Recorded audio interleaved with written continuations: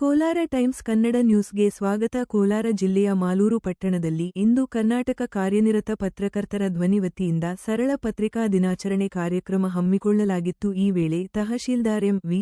Roopa, taluk panchayat EO Krishnappa, ಪುರಸಭಾ ಅಧ್ಯಕ್ಷರಾದ ವಿಜಯಲಕ್ಷ್ಮೀನಾರಾಯಣ್ ಅವರು ಸಂಘದ ಸದಸ್ಯರಿಗೆ ಗುರುತಿನ ಚೀಟಿ ವಿತರಿಸಿದರು ಹಾಗೂ ಸಂಘದ ವತಿಯಿಂದ ಅಧಿಕಾರಿಗಳನ್ನು ಸನ್ಮಾನಿಸಲಾಯಿತು. ಈ ಸಂದರ್ಭದಲ್ಲಿ ಸಂಘದ ಅಧ್ಯಕ್ಷ ಪಿ.ಎನ್. ದಾಸ್, ಜಿಲ್ಲಾ ಕಾರ್ಯಕಾರಿಣಿ ಸದಸ್ಯರಾದ ಎಂ.ಪಿ. ಪ್ರಕಾಶ್, ಅರಳೇರಿ ನಾರಾಯಣಸ್ವಾಮಿ, ಗೌರವಾಧ್ಯಕ್ಷ ಮಹದೇವ್ ಪಾಂಚಾಲ್, ಪ್ರಧಾನ ಕಾರ್ಯದರ್ಶಿ ಎನ್. ಸಂತೋಷ್ ಕುಮಾರ್, ಉಪಾಧ್ಯಕ್ಷರಾದ ಆರ್. ಪ್ರವೀಣ್, ಕೇಶವಮೂರ್ತಿ, ಕಾರ್ಯದರ್ಶಿ ಮಾರಸಂದ್ರ ಮಂಜುನಾಥ್, ಸದಸ್ಯರಾದ ಮೂಟಪ್ಪ, ಅಜಮತ್, ಎನ್. ವಿನೋದ್, ಶೇಷಾದ್ರಿ, ಪ್ರಶಾಂತ್, ಚಿಕ್ಕತಿರುಪತಿ ಆಕರ್ಷ್, ಇನಾಯತ್, ಸಲೀಂ ಪಾಷಾ, ಆನಂದ್ ಯಾದವ್, ಸೋಮಶೇಖರ್ ಸೇರಿದಂತೆ ಪತ್ರಕರ್ತರು ಹಾಜರಿದ್ದರು.